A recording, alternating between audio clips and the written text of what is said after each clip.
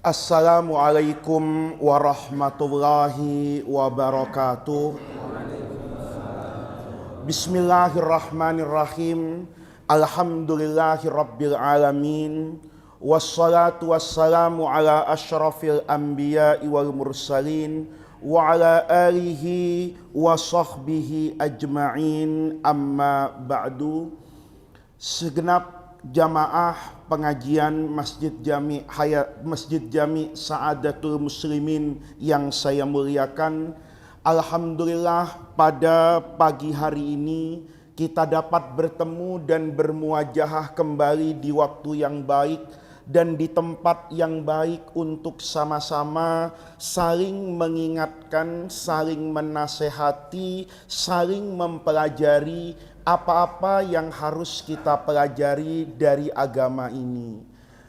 Jamaah sekalian, di antara kesuksesan Rasulullah Shallallahu Alaihi Wasallam menjadi pemimpin abadi, menjadi sosok yang selalu dikenang sampai hari ini, itu karena ketinggian dan keluhuran budi Rasulullah Sallallahu Alaihi Wasallam.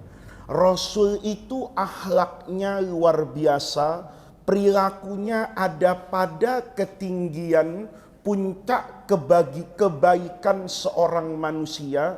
Itu bukan saja di luar rumah, bukan saja ketika Rasul sebagai sosok yang dikagumi oleh masyarakatnya, sosok yang dikagumi oleh umatnya di luar sebagai guru misalnya, sebagai kepala negara, sebagai panglima, tetapi pada saat yang sama Rasulullah Shallallahu Alaihi Wasallam itu juga memiliki ketinggian akhlak, keluhuran budi kepada orang terdekatnya di tempat yang sangat tersembunyi di dalam rumahnya.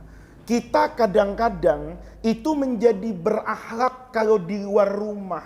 Kita kadang-kadang menjadi baik kalau di depan orang banyak. Tetapi bisa jadi kita menjadi tidak baik saat kita berada di depan orang yang paling dekat dengan kita, di tempat yang tersembunyi, tidak terlihat dari pandangan orang banyak di dalam rumah. Tetapi Rasulullah Shallallahu Alaihi Wasallam itu menjadi sosok yang agung dimanapun saat berhadapan dengan siapapun. Oleh karena itu misalnya, ini kita sering sekali membahas di dalam Maulid Nabi, tetapi kadang-kadang lupa. Kita melihat begitu banyak kepribadian Rasulullah yang mestinya kita harus pelajari itu. Bagaimana kalau saya menjadi suami yang mengambil uswatun hasanah dari Nabi.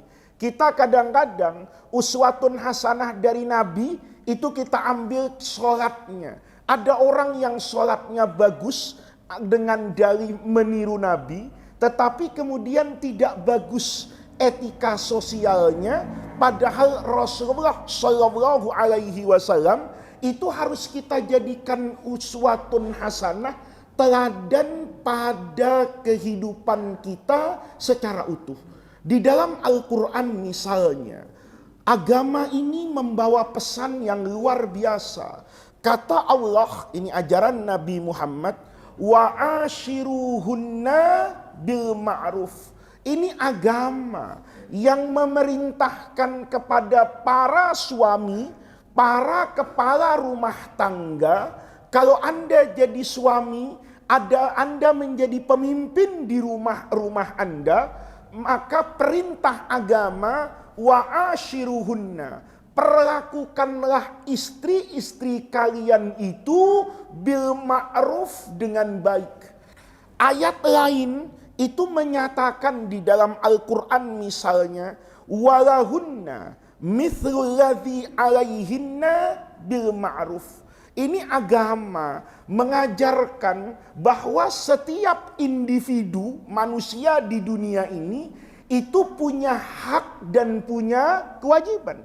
Seorang guru punya hak dan punya kewajiban. Seorang murid punya hak dan punya kewajiban. Seorang presiden itu punya hak dan kewajiban. Seorang rakyat pun punya hak dan kewajiban. Sama kata Al-Quran.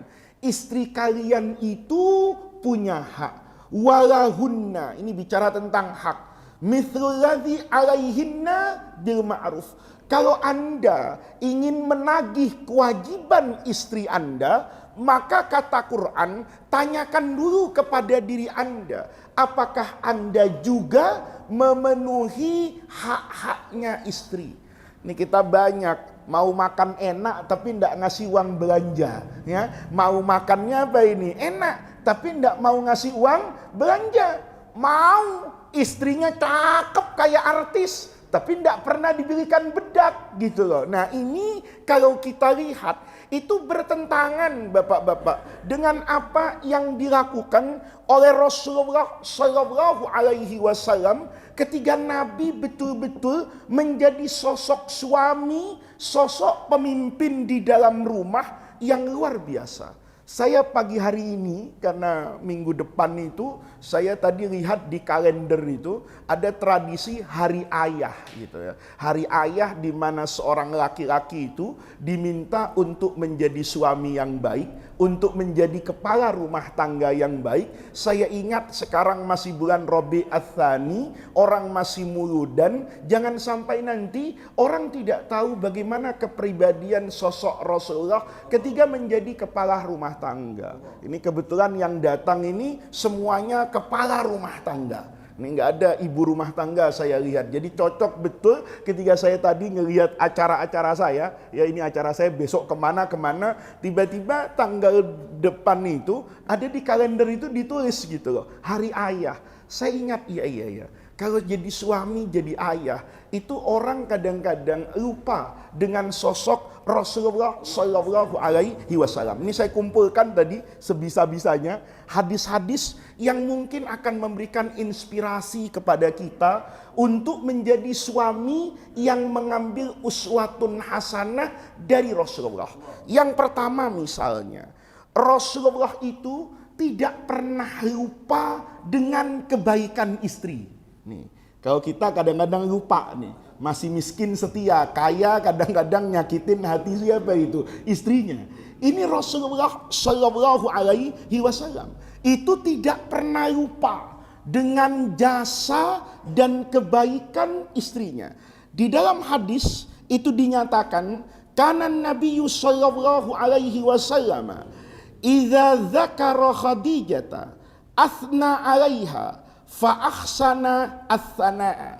Nabi itu kalau sudah disebut nama Sayyidatuna Khadijah, maka Nabi itu selalu menceritakan kebaikan-kebaikan istrinya. Jadi Nabi itu kalau ada kesempatan apapun, ada orang nanya, "Ya Rasulullah, gimana Sayyidatuna Khadijah?" Dulu waktu jadi siapa itu? Istri Nabi ketika beliau hidup. Itu Nabi puji luar biasa. Ada adiknya Sayyidah Khadijah yang berumur, artinya beliau hidup sepeninggal kakaknya Khadijah. Itu kalau salam ke rumahnya Rasulullah, itu Nabi langsung tahu itu. Ini salamnya Halah. Kata istri-istri Nabi, kok tahu? Disangkanya Jibril ngasih tahu, atau maka Jibril itu kan CCTV-nya Nabi, bisa tahu itu. Kok tahu? Kata istri-istrinya Nabi. Kata Nabi, karena itu suaranya siapa itu? Khadijah. Nih Rasulullah ini tidak pernah lupa dengan jasanya Sayyidatuna Khadijah. Maka karena sering kayak begitu, Ummul Mukminin yang lain, Sayyidatuna Aisyah, ini pernah cemburu. Ini sudah meninggal, waktu nikah juga sudah tua, saya yang dinikahi Nabi dalam keadaan perawan, bapak saya teman akrabnya Rasulullah, sahabat utama Sayyidina Abu Bakrin As-Siddiq. Kok kata Aisyah, ini yang disebut-sebut Khadijah saja. Artinya bukan berarti Nabi itu tidak muji Aisyah, nanti pujian sama Aisyah ada. Tapi kata Aisyah, ini kan orangnya sudah tidak ada. Kok masih diingat-ingatkan, mestinya ingat sama yang ada saja. Wong di depan Nabi ini masih ada 9 istri, di antaranya yang paling muda, cantik, itu adalah Ummul Mukminin Aisyah radhiyallahu anha. Tapi Nabi itu tidak pernah apa itu? Tidak pernah lupa dengan kebaikan siapa itu? Khadijah. Satu ketiga, manusiawinya Ummul Mukminin Aisyah tuh ngomong, "Ya Rasulullah, kok selalu gitu loh. Ya, selalu masih ngomong Khadijah, Khadijah, Khadijah, kayak ndak ada yang lain ya Rasulullah." Ini Nabi paham. Ini istri yang satu sedang apa itu? Sedang cemburu. Maka Nabi itu arahkan. Ini sayangnya kita nggak punya pengalaman ini, ya, karena rata-rata di sini kayaknya mayoritas ini ahli tauhid ini Pak ya. Istrinya ini satu, bukan musyrikin yang dua ini ya.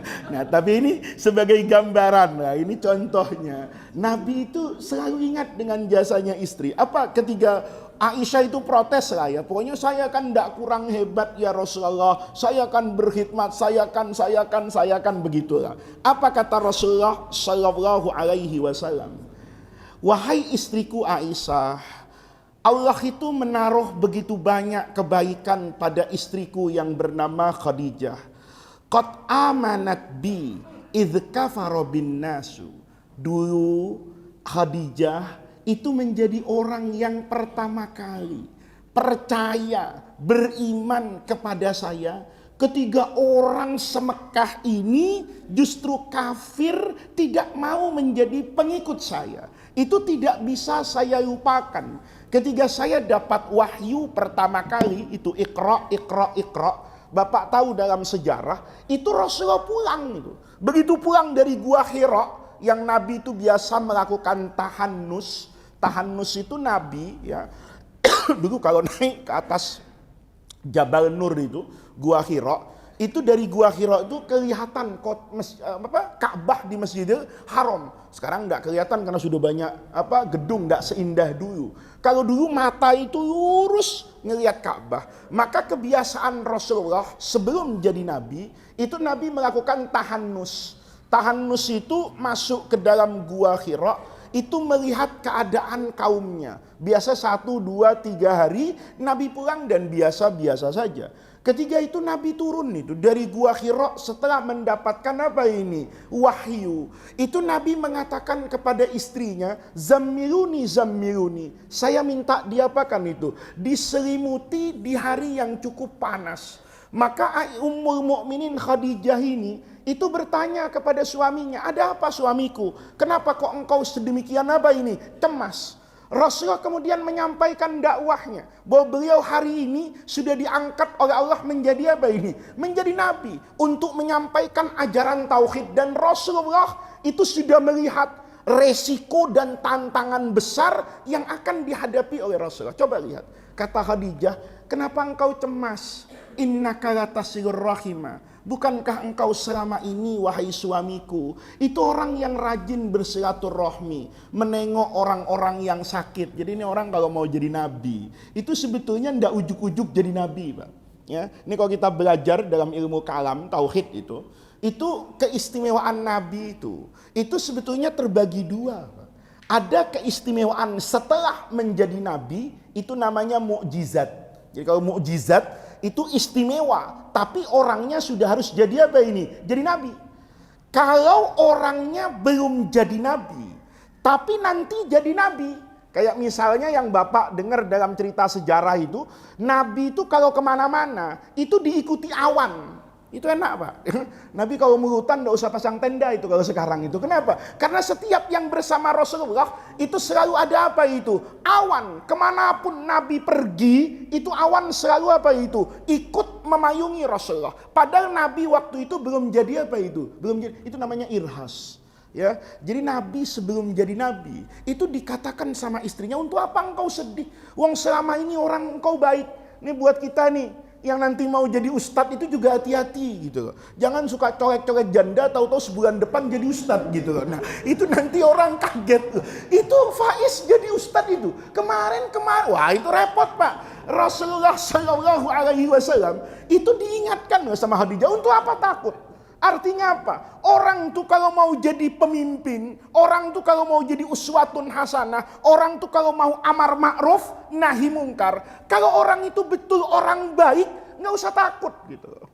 Sekarang kan ustadz kadang-kadang takut untuk ngomong, saudara-saudara beribadah itu ikhlas. Sekarang jarang orang teriak ikhlas. Kenapa? Ustadznya pasang tarif gitu loh. Nah, kalau ketika dia pasang tarif, lalu ikhlasnya itu dari mana gitu loh. Nah, Rasulullah Shallallahu Alaihi Wasallam innaka latasilur rahim.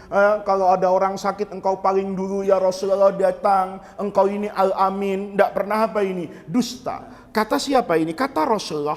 Itu yang dilakukan oleh istri saya Khadijah. Saddaqatni. Beliau kata Nabi itu percaya betul sama saya. In idh kadzdzabaniyan nas. Saat orang semekah itu mendustakan saya, itu istri saya apa itu? Ingat, kalau saya ini orang baik, saya ini tidak pernah dusta, maka istrinya percaya. Istri kita ini susah percaya karena sering dibohongin, nggak punya uang, tahu-tahu lupa posting sama temannya makan sate kan gitu. Lah istri kita keselnya kan di situ. Tapi Khadijah Ummul Mukminin itu nggak pernah ragu dengan suaminya karena ya saya akan percaya suamiku, saya akan percaya engkau sebagai nabi. Kata Nabi, ingatlah Aisyah, ketiga orang sedunia itu nggak ada yang mau percaya sama saya. Yang percaya sama saya siapa ini? Ummul Mukminin Khadijah binti Khuwailid. Bukan cuman itu, wawasatni bimaliha idh harramaniyan nas.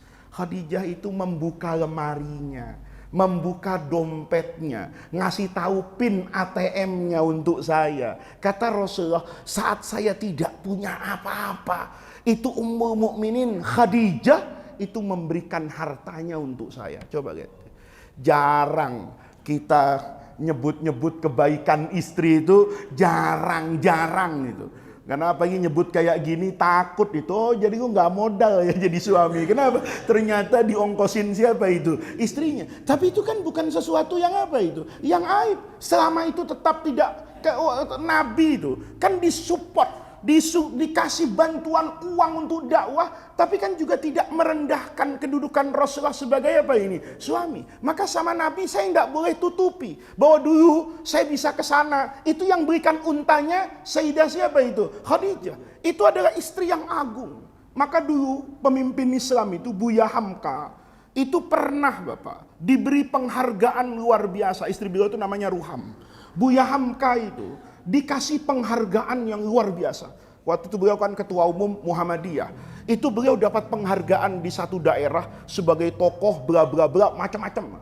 Itu Buya Hamka ya. Saya pun orang NU paham juga itu sejarah hidup tokoh Muhammadiyah yang luar biasa ini. Kita harus belajar dari Buya Hamka itu begitu banyak akhlak, begitu luar biasa. Ini mau dikasih penghargaan, Pak. Mestinya yang maju ya Buya Hamka. Tiba-tiba istrinya yang dikasih tahu, kamu yang ini penghargaan untuk istri saya.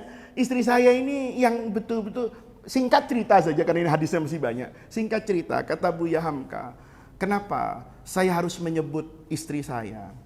Karena saya bisa tampil di depan masyarakat itu karena saya punya baju yang bagus. Istri saya itu sering punya kain batik yang bagus, itu dijual. Mestinya punya beliau istrinya, dijual. Kata suaminya, kenapa istriku itu dijual? Ini kain batik dijual saja. Supaya saya bisa beli baju untuk abang. Karena abang yang lebih layak pakai baju yang bagus. Saya kan lebih banyak di rumah. Tapi abang kan jadi guru. Harus dengan penampilan yang pantas. Itu Buya Hamka nggak lupa. Ustadz sekarang tuh kadang-kadang nggak ingat gitu loh. Bahwa dia bisa maulid ceramah 3 kali di 3 tempat. Itu karena ada istrinya yang jaga anaknya di rumah. Tapi kadang-kadang di majelis lirik sana, lirik sini, colek sana, colek sini. Nah ini yang ketawa ini luar biasa pengalamannya nih Ustaz Fauzi. Nah, ini bapak-bapak, ini sedang kita ingin melihat sosoknya Rasulullah Shallallahu Alaihi Wasallam kepada istrinya. Jadi bapak jangan lupa ya, sama istri puji-puji istri, ingat jasanya istri. Kalau nanti bapak bisa menjadi orang sukses, bapak harus ingat loh, di balik kesuksesan bapak, di balik kebahagiaan bapak, itu ada perempuan loh, yang mungkin sekolahnya tinggi, yang mungkin punya pengetahuan yang luas, yang mungkin bisa bersaing dengan bapak dalam karir.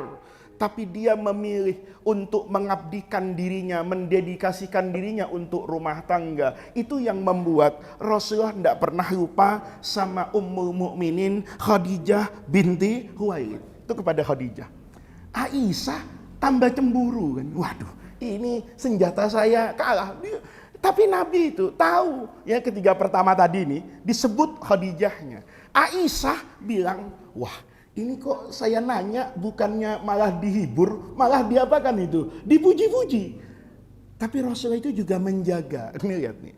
Ini susahnya kita istrinya satu. Jadi ini mau ceramah nih kayak ndak menjiwai, Pak. Ini kalau istrinya dua, itu kayak sayap pesawat itu, Pak. Itu harus seimbang gitu. Nah, ini Nabi menjaga keseimbangannya keren banget gitu. Karena Ummul Mukminin Khadijah dipuji-puji, Aisyah itu ndak puas, Pak. Maka dia mengeluarkan senjata. Ini hadis loh. Ini manusiawinya. Jadi Bapak jangan anggap, oh kalau istri Nabi itu enggak bisa cemburu, enggak bisa. Ini enggak. Kalau kayak gitu Nabi enggak bisa jadi uswatun hasanah. Kalau istri Nabi itu enggak pernah cemburu, taat terus. Ya enak jadi suami kayak begitu. Tapi Rasulullah itu, apa yang terjadi pada manusia itu terjadi pada Nabi kok. Nabi itu akan terkejut dengan apa yang membuat orang terkejut. Kan berarti Nabi tidak tahu tuh. Nabi gitu, oh itu terkejut itu. Itu biasa aja gitu. Ini Aisyahnya ngomong lagi. Ya Rasulullah, ini setelah dipuji-puji. Aro'aita lau nazalta wadiyan wa fihi syajaratun qad ukila minha wa wajatta syajaron lam yu'kal minha. Nabi, kalau Nabi ini beristirahat di satu jalan, di perjalanan rest area, kata Aisyah, ada dua pohon ya Rasulullah.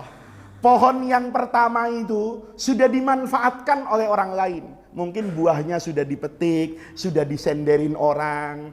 Ada ya Rasulullah nih pohon yang belum diapa-apakan. Buahnya masih utuh, belum pernah disenderin orang. Nabi milih yang mana? Nabi paham.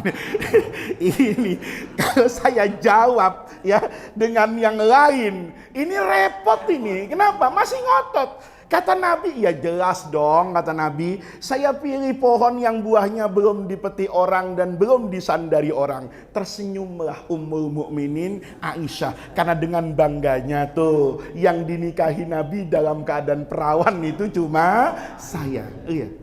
Itu Nabi, Pak. Itu kan cerita-cerita yang sederhana, tapi menunjukkan Masya Allah, rumah tangga Rasulullah itu ya seperti rumah tangga manusia biasa sebetulnya. Tetapi manusia biasa ini kemudian memiliki akhlak yang luar biasa. Jadi Nabi itu luar biasa itu bukan dari aspek manusianya. Oke, misalnya kita sering cerita Nabi waktu lahir ada cahaya, itu keistimewaan Rasulullah. Tapi itu sebagai bagian dari sejarah yang sudah selesai. Gitu loh. Nabi misalnya tangannya itu penuh barokah, Pak. Ludahnya itu barokah, Bapak lihat nih.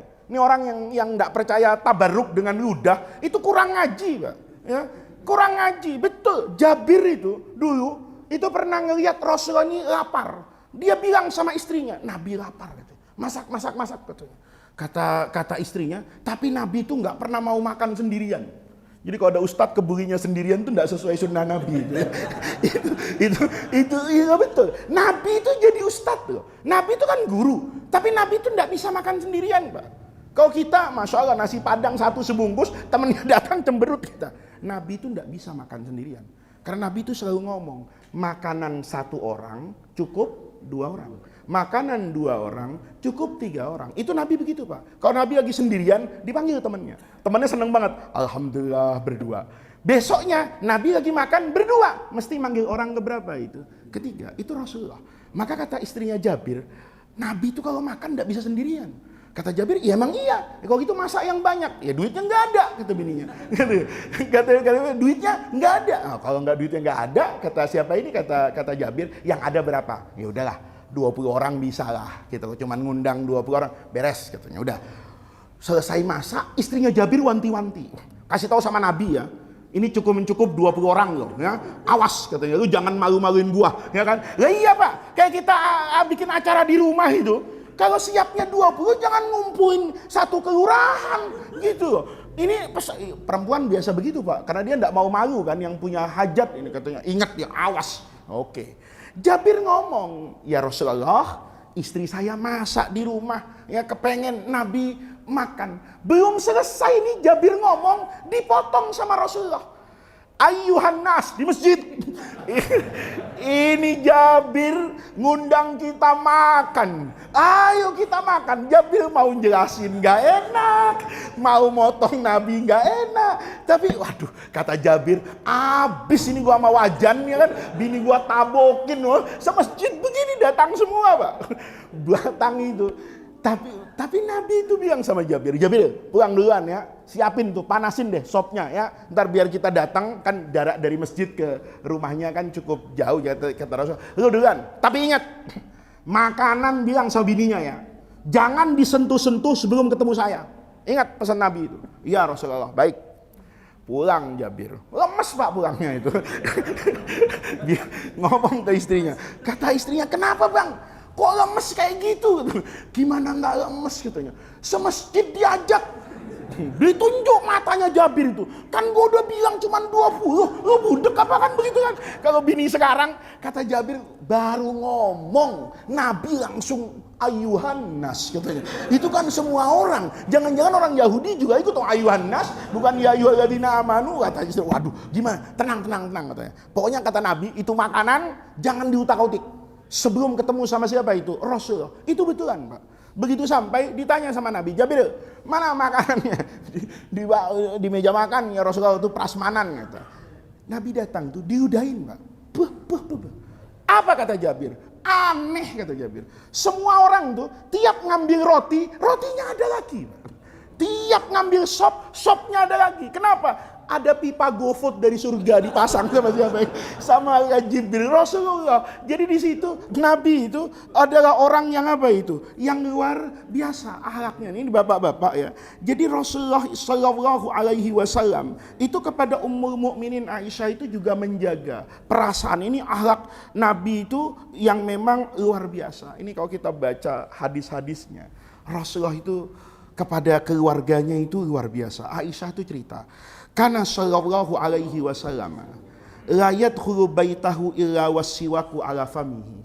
Nabi itu kalau masuk ke rumah itu enggak pernah Pak dalam keadaan yang bisa membuat orang itu sakit gitu loh. Jadi kalau Nabi misalnya nih maulid Betawi dulu dikasih nasi uduk sama jengkol. Nih lihat nih.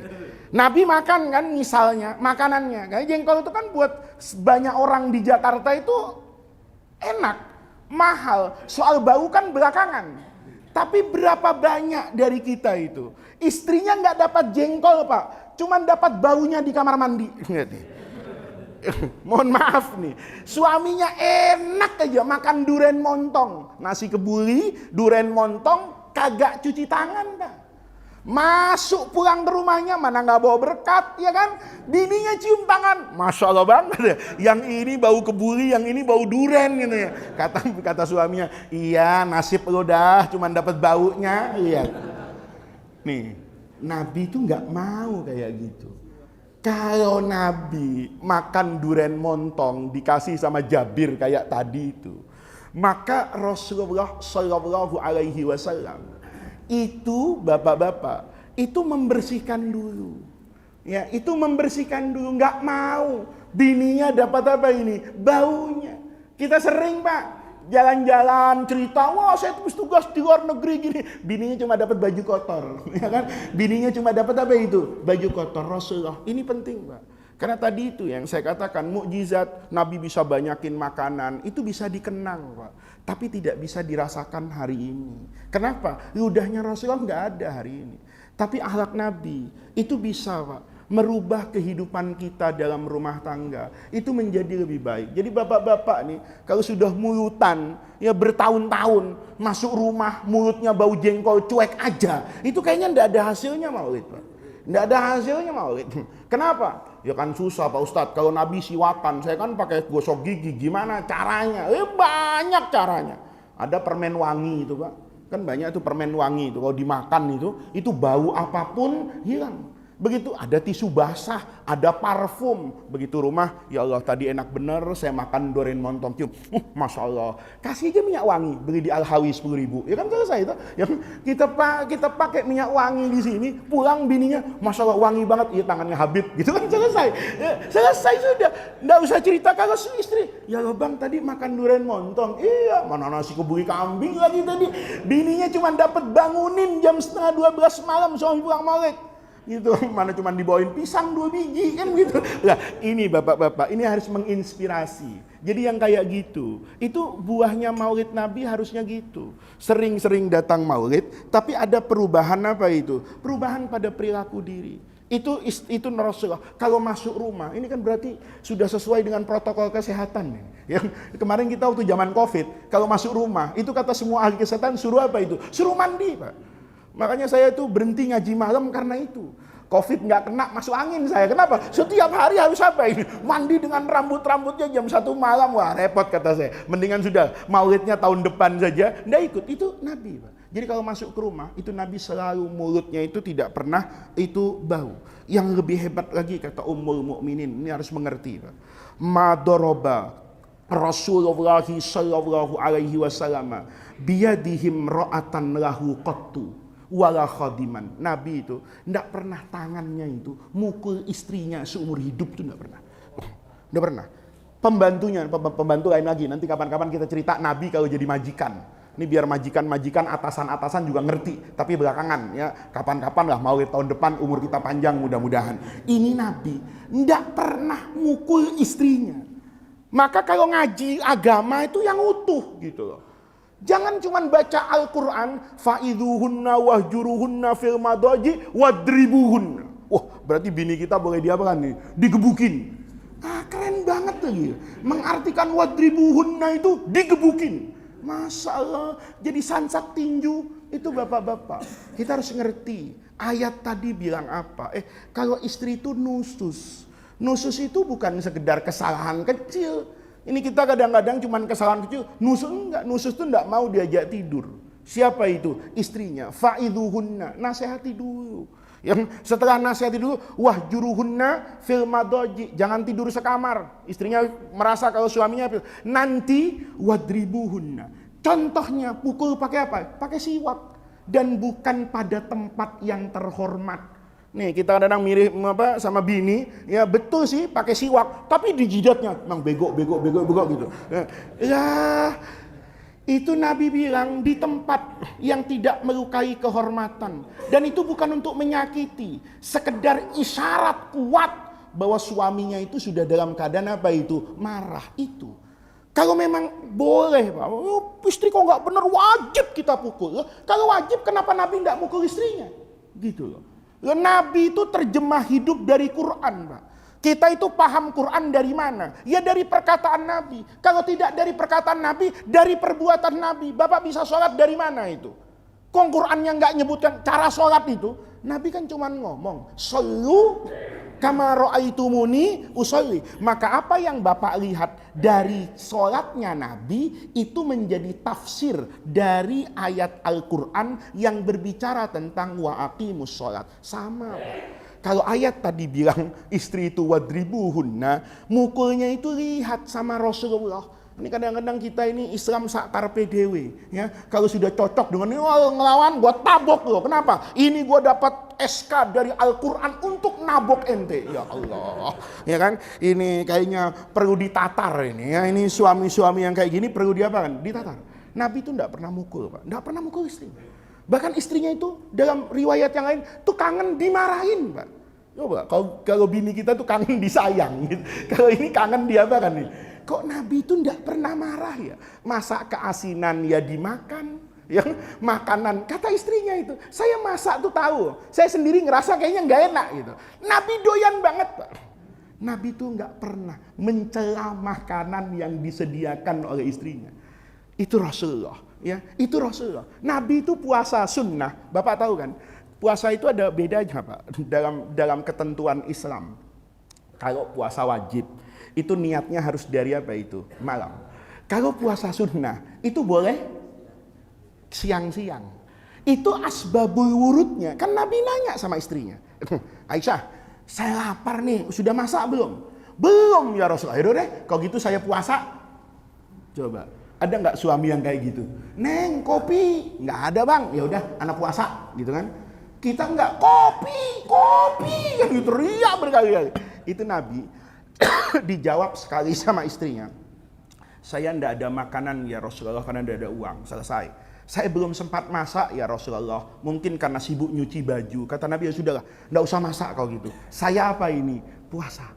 Itu akhlak kepada seorang apa itu? Istri menghargai betul. Kecuali istri bapak nggak kayak istri Nabi, gitu. Lain itu. Ya, habis subuh udah posting, ya kan? Habis subuh udah nonton Korea. Jam 8 nggak masak, bapak panggil.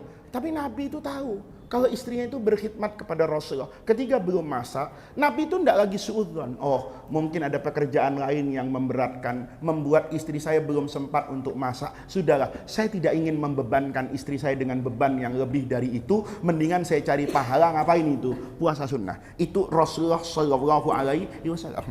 Nabi Pak, pada kemanusiaannya itu mau mendengar usulan istri, membiarkan istrinya ikut campur pada urusan yang selama ini boleh jadi orang laki. Nabi itu adalah suami yang menghargai dan selalu meminta pertimbangan dari siapa itu? Istrinya. Ini bukan takut istri, lain. Kalau bapak kemana-mana izin istrinya, sampai sholat berjamaah izin. Ya, habis sholat lapor, udah di rumah itu lain. Tapi Rasulullah ini bapak, itu selalu ada masalah apapun, itu tidak melupakan bahwa perempuan itu ada yang memiliki kemampuan. Nah ini yang kadang-kadang harus kita revisi. Harus kita revisi pemahaman kita. Sering kan kita bilang perempuan itu nafsunya 9, akalnya 1. Kalau laki-laki itu akalnya 9, nafsunya 1. Saya tidak tahu tuh, saya sampai hari ini penasaran Pak. Itu siapa yang pertama kali nyebarin kayak gitu tuh siapa? Saya cari-cari Pak, itu penasaran Pak. Kenapa? Karena itu buat saya ya, sependek pengetahuan saya dan sebodoh saya ini, saya mendapatkan itu bertentangan dengan pola kehidupan Rasulullah Shallallahu Alaihi Wasallam. Ada dulu hadis misalnya, syawiruhunna wa khalifuhunna. Istri itu ajak musyawarah tapi jangan pernah diikuti. Itu hadisnya hadis maudhu itu. Itu semua ulama sepakat itu bukan hadis itu. Tapi kemudian seolah-olah kita itu merendahkan derajatnya siapa itu? Perempuan dalam banyak aspek. Itu tidak terjadi pada Rasulullah Shallallahu Alaihi Wasallam. Ketika selesai perjanjian Hudaibiyah yang Nabi mau umroh, tidak jadi masuk ke Mekah itu. Karena Quraisy bilang, pokoknya umrohnya tahun ini nggak boleh, tahun depan aja, perjanjiannya 10 tahun tidak masuk ke dalam kota apa itu? Mekah. Nabi kan pakai ihram hari ketiga Hudaibiyah itu.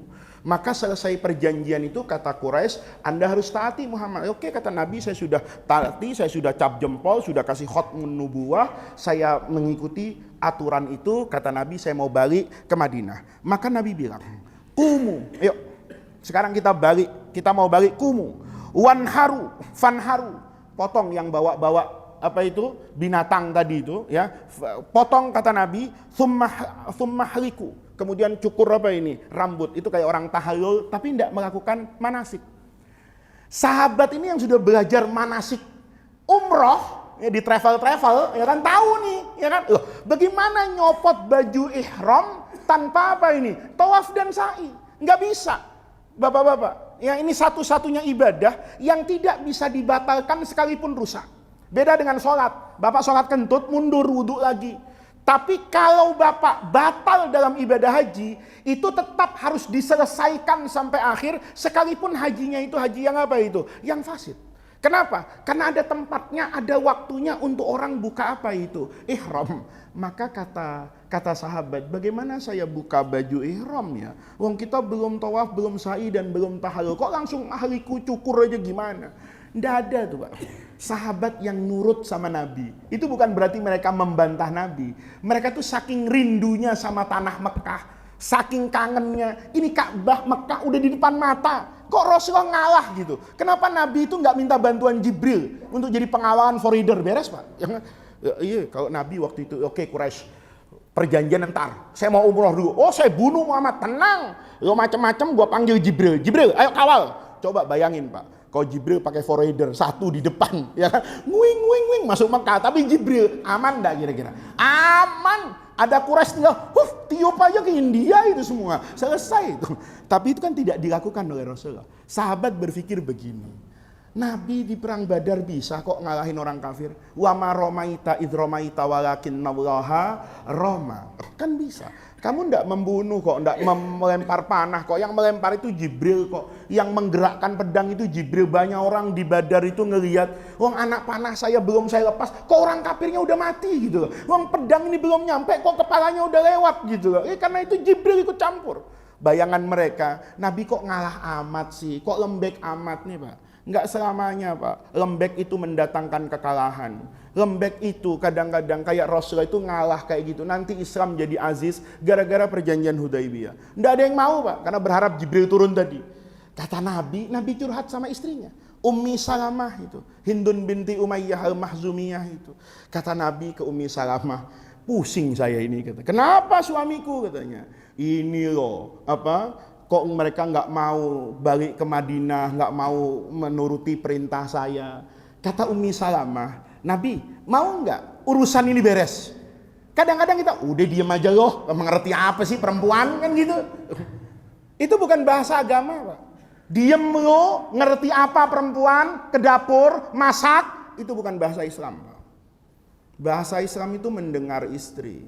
Apa kata Rasulullah? Apa usulanmu ya Ummi Salamah? Ini lihat hadisnya ini ya. Ya Rasulullah, atuhibbu dzalika? Ingin semua orang taat. Kata Nabi, ingin. Apa usulanmu ya wahai Ummi Salamah? Apa kata Ummi Salamah? Nabi keluar dari kemah. La tukallim ahadan, jangan ngomong sama siapapun. Nabi keluar dari rumah, panggil tukang cukur, Nabi langsung botak kepalanya, kata Ummi Salamah. Selesai Nabi cukur, Nabi lepas pakaian ihramnya, pakai baju biasa, Nabi naik kuda.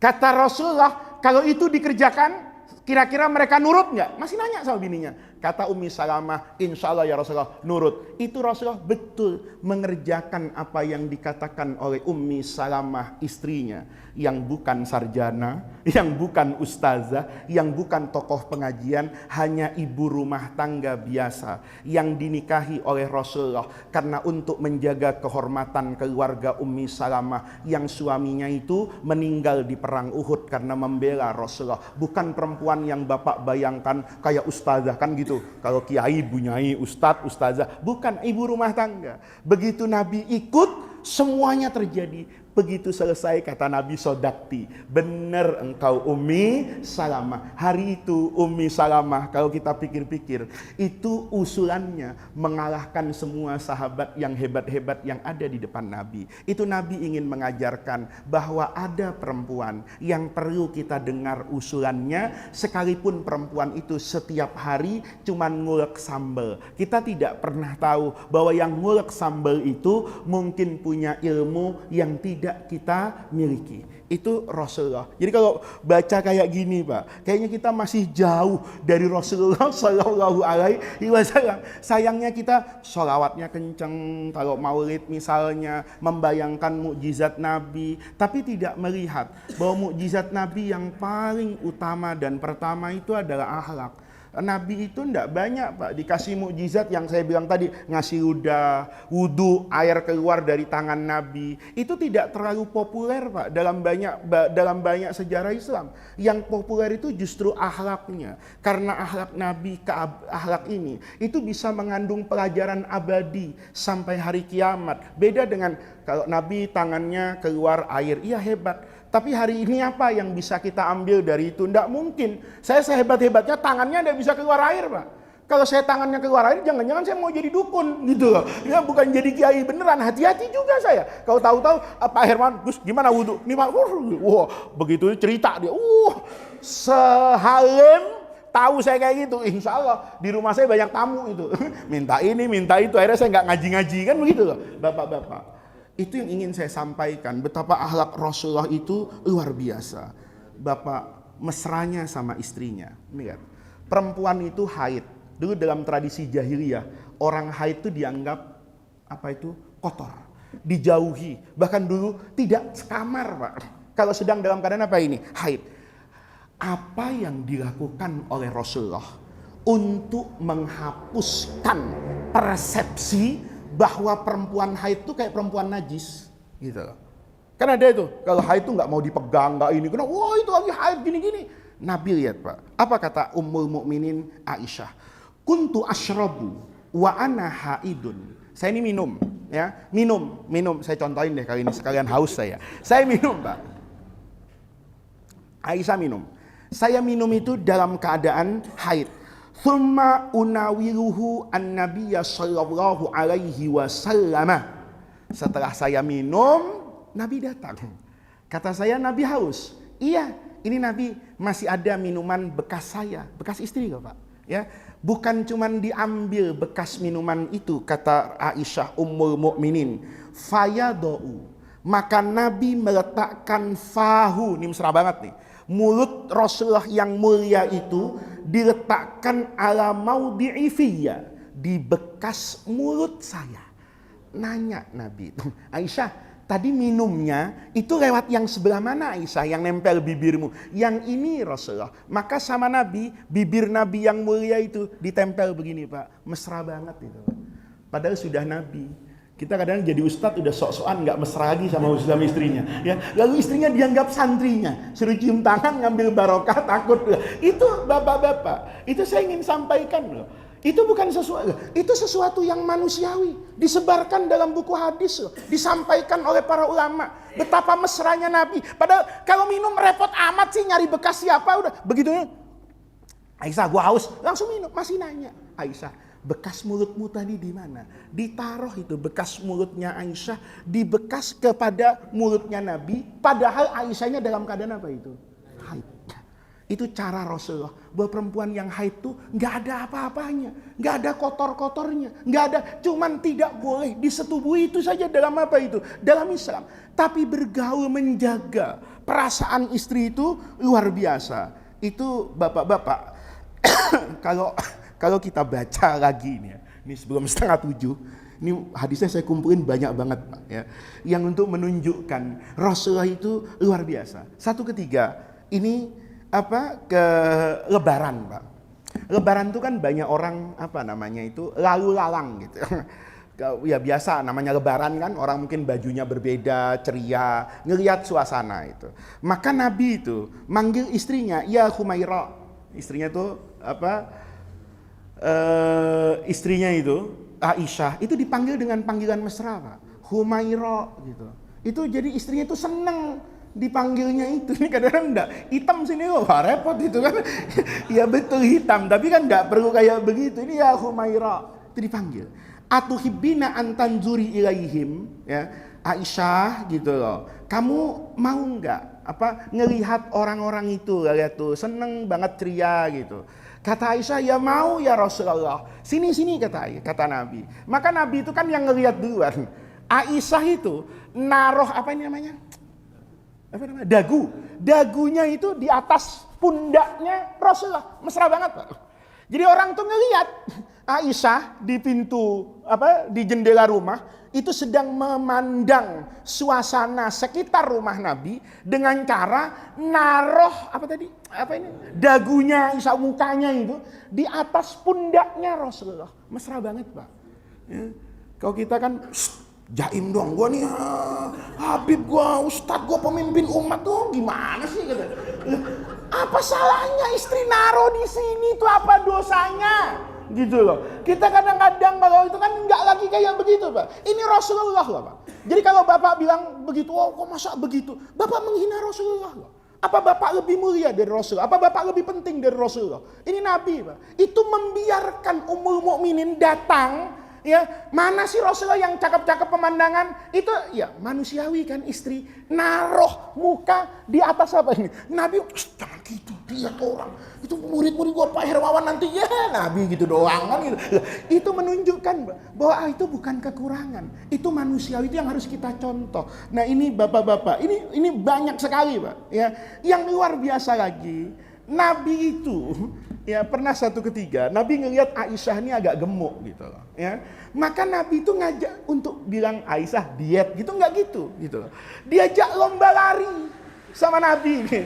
Nih, ini kan luar biasa, Pak. Diajak lomba lari. Nah, ketika kejadian itu Nabi yang menang gitu loh. Maka kemudian Aisyah itu kan kalah, Pak. Kata Aisyah, nggak apa-apa, kalah. Ingat nggak dulu katanya? Dulu kita pernah kan sabakoni. Nabi mengajak saya musabakoh. Fasabakoni. Maka fasabaktuhu. Maka saya menang. Kata Nabi, iya waktu itu kamu yang menang. Sekarang kalah. Kenapa ya saya kalah sekarang? Lebih berat kali badannya, kata Rasul. Lihat. Enak banget kan, Pak? Enak banget kan? Mungkin lebih berat, dagingnya sudah lebih banyak ini. Itu kan dengan sini. Oh, berarti Nabi mau bilang lu gendut sekarang gitu. Tapi itu tidak diucapkan dengan cara yang seperti itu. Bayangkan Bapak, Sayyidul Anbiya wal Mursalin. Manusia agung yang Masya Allah, malaikat hormat tunduk, tapi dalam kehidupannya itu luar biasa, Pak. Bayangin gitu, saya nggak membayangin gitu ya, kalau saya direkam, diviralkan lomba lari dengan istri saya gitu. Tapi ini kan direkam dalam hadis itu kan sama dengan viral hari ini kan. Artinya apa? Ketika itu disampaikan kepada umat, Rasulullah nggak bilang, Aisyah yang kayak gini-gini jangan ngomong ke orang-orang ya, ini rahasia kamar kita loh. Nggak ada begitu. Nabi yang sampaikan supaya orang tahu. Nanti kalau kamu jadi suami, kamu tuh sepenting apa sih? Kamu tuh sehebat apa sih? Kamu semulia apa sih? Sampai tidak mau menjaga perasaan apa ini? Istrinya, malah nggak mau menghargai istrinya, nggak mau bercanda sama istrinya. Itu Rasulullah Shallallahu Alaihi Wasallam. Ini bapak-bapak ya. Kalau kita pelajari, bahkan Nabi itu, ini lihat Pak, itu mandi bersama dengan Ummul Mukminin Aisyah. Kuntu aghtasilu ana war Rasul sallallahu alaihi wasallam. Mandi, Pak. Aisyah itu mandi dengan Rasulullah. Itu enggak inget, bukan enggak inget, Pak ya. Ini enggak merasa mandi dengan Nabi gitu. Mandi dengan suaminya. Maka yang terjadi apa? Rebutan air. Nih, hadisnya itu rebutan air, Pak. Jadi rebutan air itu ketika Rasulullah itu mandi dengan kan Bapak jangan bayangin kayak kamar mandi sekarang pakai shower, nggak ada. Arab itu kalau dulu mandi ya pakai ember, kalau sekarang airnya terbatas di situ dan sumurnya jauh. Boleh jadi jangan Bapak bayangin kayak sekarang kamar Nabi ada kamar mandinya memang hotel kan gitu. Ini airnya terbatas. Maka Aisyah itu mandi dengan apa itu? Dengan semangatnya ya. Maka Nabi bilang, daili, airnya sisain dong buat saya, kata Nabi. Maka sama Aisyah, Nabi mandi. Begitu Nabi mandi, diingetin, kira-kira juga dong mandinya, sisain buat saya. Itu biasa, Pak. Lihat, itu menunjukkan bahwa kata Nabi, saya ini bashar, saya ini manusia, saya ini sama. Kalau kamu sebagai saya sebagai suami, ya pandanglah saya sebagai suami. Padahal itu kan suami, tapi Nabi, Pak. Tapi kenabiannya Nabi Muhammad itu tidak menghalangi Ummul Mukminin Aisyah untuk bermanja-manja seperti kebiasaan para istri. Kenabian Nabi Muhammad itu tidak menghalangi Rasulullah untuk berfungsi seperti para suami pada lazimnya. Tertawa bersama, bercanda bersama, hidup mesra sebagai satu pasangan suami dengan apa ini? Istri. Maka kita ini Pak, setiap bulan Maulid itu harusnya mempelajari sisi-sisi kepribadian Rasulullah. Nabi kalau jadi bapak gimana? Ini kan baru jadi suami nih, ya. Nabi kalau jadi atasan kayak apa? Nabi kalau jadi nabi bagaimana? Nabi kalau jadi hakim kayak apa? Nabi kalau dagang bagaimana? Itu semua harus kita lihat. Nabi kalau jadi penasihat pertanian, Nabi itu enggak kemudian membela dirinya mati-matian loh, Pak. Rasulullah itu Pak, ini kalau kiai kan kadang-kadang nggak mau disalahin Pak. Kalau Rasulullah itu terima Pak, dianggap salah. Nabi itu pertama jalan di kebun Pak, di Madinah itu. Nabi ngomong, ini coba dikawinin sama ini, apa namanya, di stek. Bapak tahu di stek? Ya, itu dicampur-campur gitu. Nabi ngomong, ini coba ya disetek sama ini, kira-kira kurmanya kayak apa ya? Ngomong kayak gitu, yang punya pohon disetek beneran Pak, dikawinin itu. Begitu dikawinin nggak berbuah gitu. Kata dia, kenapa gue jadi keberangsak ini gitu ya. ngomong sama Nabi. Nabi, mohon maaf ini. Ada apa? Kata Rasulullah. Nabi kan waktu itu masuk kebun saya. Ya, kata Rasulullah. Kan Nabi ngomong, seandainya ini dipasangkan dengan ini, kata Rasulullah. Saya kan pahamnya ya Rasulullah, kalau ini dikawin, ini kurmanya jadi banyak, jadi manis, jadi bagus, luar biasa. Kata Nabi, terus gimana? Nggak berbuah ya Rasulullah gitu. Ada satu kue kecil-kecil. Apa kata Nabi? Antum a'lamu bi umuri dunyakum. Urusan duniawi itu, jangan-jangan sebagian kalian tuh lebih tahu dari saya. Mestinya kalau saya ngomong tentang pohon, tanya dulu, Nabi, omongan itu wahyu dari Allah apa Nabi sendiri yang ngomong? Lihat, itu Nabi, Pak. Itu Nabi. Enggak, jadi ketika disangkakan kok, enggak, itu pohon ente aja tuh yang apa nggak suka sama gua, kan gitu kan. Pohon ente tuh pohon kafir, ya kan, tahu gua ngomong begini biar gua salah tuh, biar enggak begitu Nabi. Kata Nabi, saya ngomong itu betul-betul ya seperti manusia biasa yang ngelihat keindahan, ini kenapa nggak sama ini ya? Kenapa lu ikutin? Ya kan saya ngikutin Nabi. Tanya dulu, kata Nabi, ini urusan apa? Khobab, Pak. Perang Badar loh, Pak. Perang Badar itu. Nabi sudah ngatur strategi pasukan itu. Selesai itu. Khobab ini ngomong, kok begini ya pasukan itu. Datang sama Rasulullah itu. Datangnya sopan, Pak. Ya Rasulullah, al-makan alladzi anzalta fihi jaisal muslimin, itu tempat-tempat yang kau pasang tentara-tentara kita itu di situ tuh, kata beliau ini. Itu wahyun min indillah, itu wahyu dari Allah. Kalau wahyu dari Allah, saya nggak ikut campur. Kata siapa ini? Kata sahabat. Am huwa harbun, atau ini strategi perang. Wal harbu khid'ah. Kalau yang namanya perang itu adu strategi.